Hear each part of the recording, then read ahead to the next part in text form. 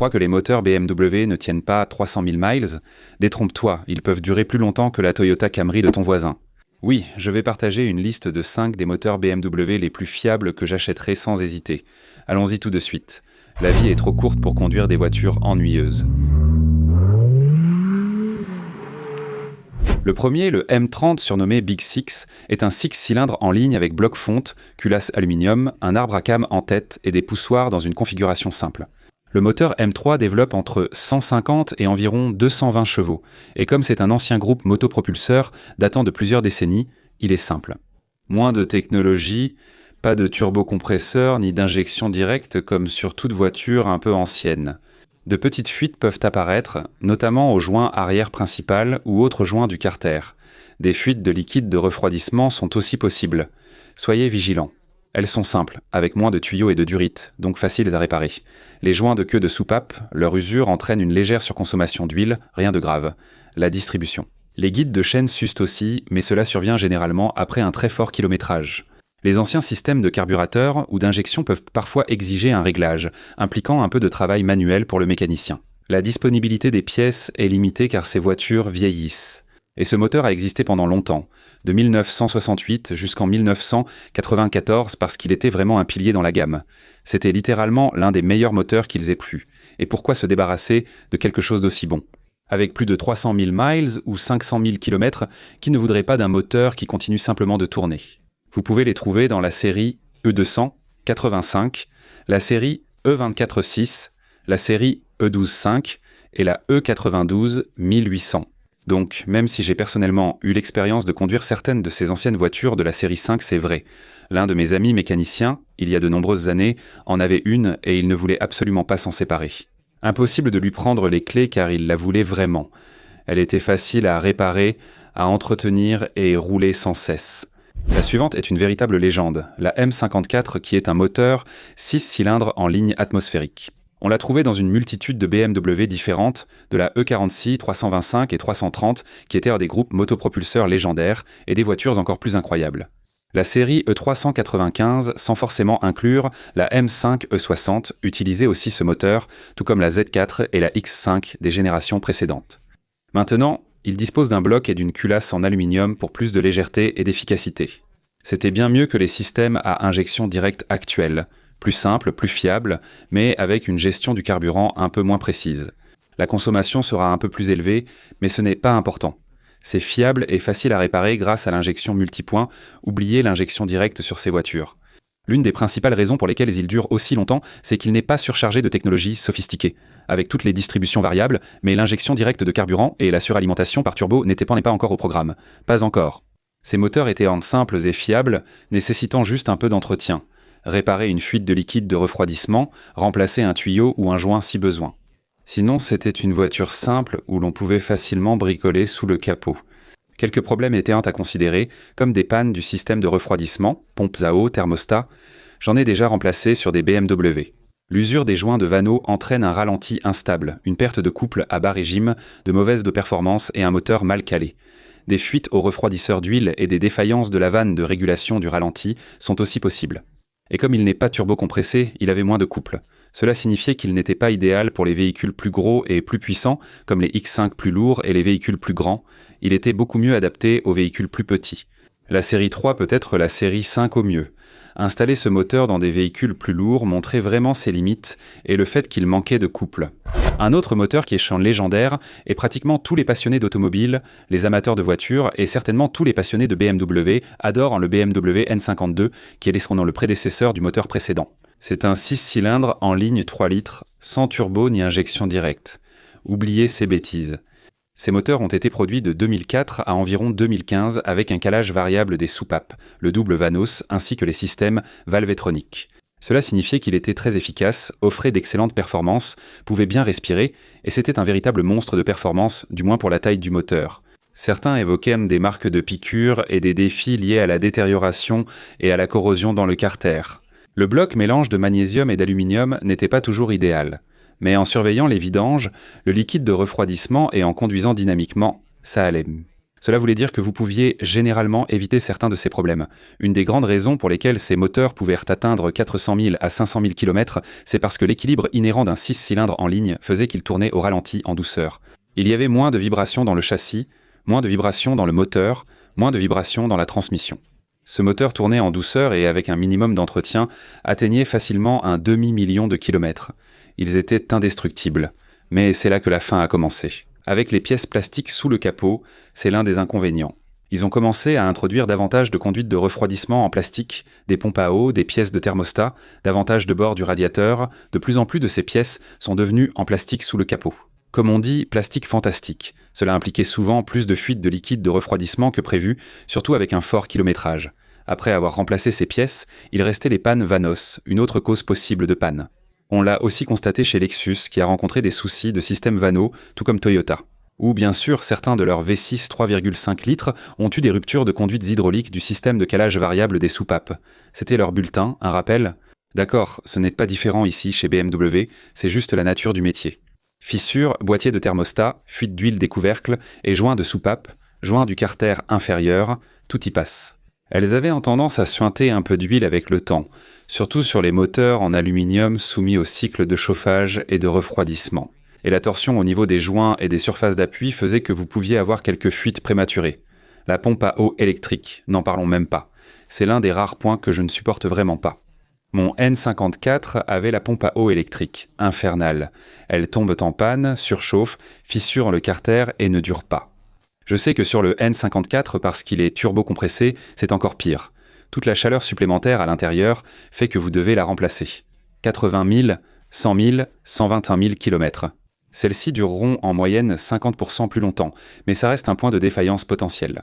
Le N52 se trouve dans une multitude de superbes BMW atmosphériques du début des années 90 comme la BMW E90, la E91 et bien sûr la E92.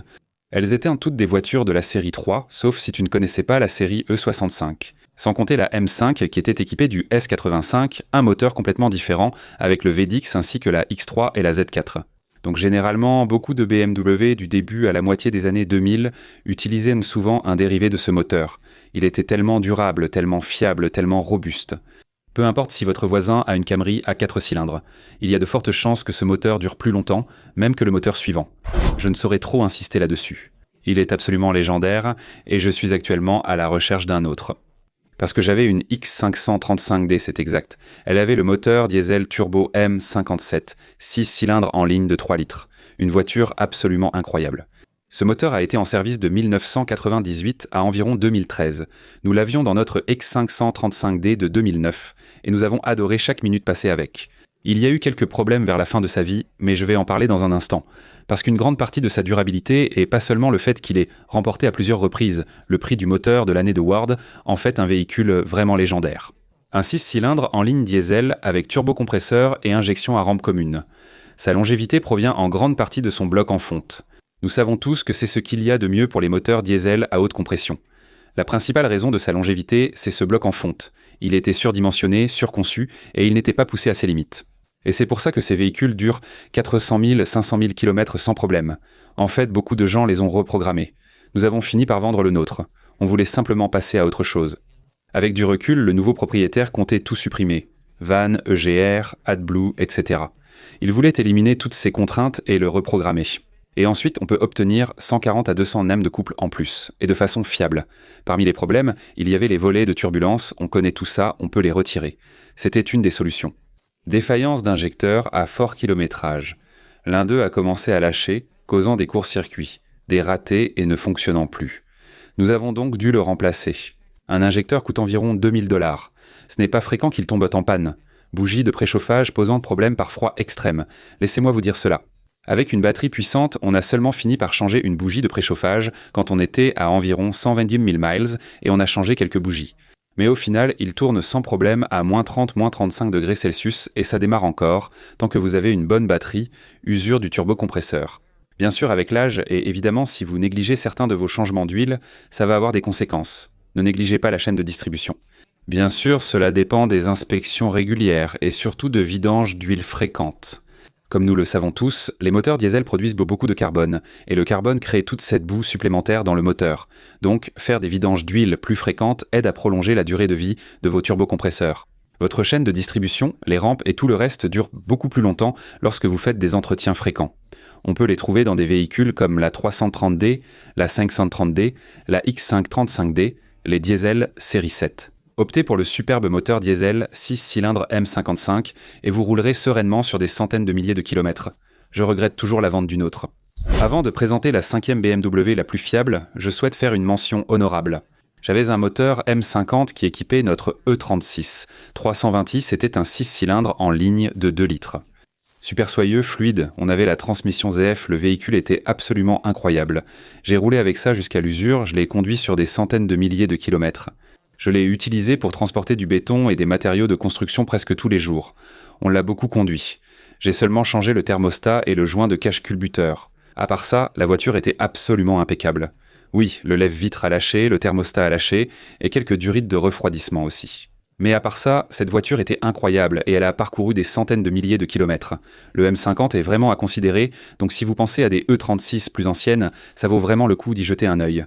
Et on va en parler d'une. J'en ai déjà parlé sur la chaîne et j'ai abordé ce sujet en long et en large. De 2015 à aujourd'hui, BMW a introduit ce qu'ils appellent le moteur B58, qui est un 6 cylindres en ligne de 3 litres, turbo à double entrée. Un turbo à double entrée combine les avantages des deux mondes. C'est désormais légendaire. Les premières générations présentaient des soucis avec des pompes à huile en plastique, corrigées vers 2019. Ceux-ci sont incroyables car les modèles récents possédaient aussi ce que Toyota vantait dans ses produits Lexus. L'injection directe et l'injection par port, qui sont également apparues dans les générations ultérieures du B58, signifient que vous n'avez pas le problème d'encrassement au carbone dans les modèles plus récents. C'est absolument incroyable. Il est aussi réglable, vous pouvez atteindre 6 à 700 chevaux sans le faire exploser. Ces moteurs, principalement composés d'éléments d'origine, incluaient le valvétronique, le vanneau et un bloc ainsi que des culasses tout en aluminium. La plupart considèrent que c'est l'un des moteurs BMW modernes les plus légendaires et fiables, en fait, parmi tous les moteurs actuellement. Il rivalise avec certains des tout meilleurs que vous puissiez trouver. Le B58 dans les séries F30 et F32 bien sûr, les 340 et naturellement, cela s'est poursuivi avec les 340 et 440 dans la série G.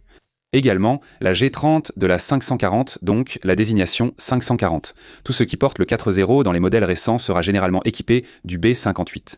Donc vous allez le retrouver dans à peu près tout, du X3, X4, X5, X6 et X7. Tout ce qui porte la désignation 4.0 va être équipé d'un dérivé de ce moteur B58, c'est absolument incroyable.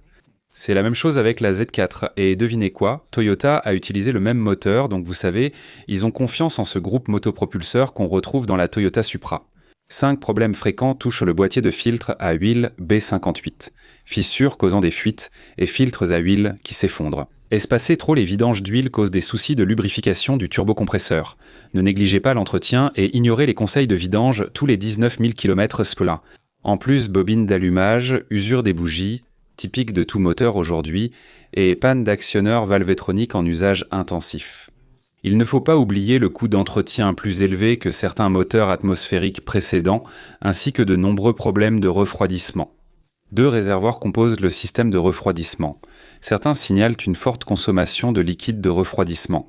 Il ne voit pas de fuite sur le sol, il ne semble pas le brûler, et pourtant il en consomme. Gardez un œil dessus, faites attention peut-être à un test de fumée, demandez à votre mécanicien d'y jeter un coup d'œil. Vous ne devriez vraiment pas consommer trop de liquide de refroidissement, vous ne devriez pas non plus consommer trop d'huile. C'est vraiment l'un des moteurs les plus légendaires, connu pour sa durabilité, sa capacité à être modifié et le fait qu'il soit polyvalent. Il est associé à la transmission intégrale ZF à 8 vitesses. Cela signifie qu'il peut être utilisé au quotidien dans tous les sens. Emmenez-le sur le circuit, modifiez-le. C'est un véhicule solide et durable, doté d'un moteur adapté à leur véhicule de taille moyenne ou supérieure comme le X7. Jusqu'à une 240, ce qui signifie que c'est une fusée sur des rails. Le B58 en ligne 6 de BMW est sans doute le meilleur de tous les temps. Les moteurs BMW. Celui-ci n'arrive qu'en 2e position. Peut-être éventuellement le S58 qui est une version sport de celui qu'on trouve dans les modèles M, mais le B58 est clairement conçu pour durer plus longtemps, et vous ne pouvez pas vous tromper. Je conseille de choisir un modèle 20 ou plus récent pour éviter des soucis de pompe à huile et bénéficier d'améliorations du système d'alimentation. L'encapsulation thermique, présente sur tous les B58, explique en grande partie la rareté des fuites de liquide de refroidissement. Raccords et tuyaux fissurés, comme observé sur les modèles précédents et les anciens moteurs N54 et N55. À ce sujet, vérifiez bien tous les détails. Je partage une vidéo spécifiquement sur ce qui se passe avec ce B58, tout ce que vous devez savoir. J'y parle des avantages, des inconvénients, des détails et des subtilités. J'espère vous revoir tous très bientôt. À bientôt tout le monde, au revoir.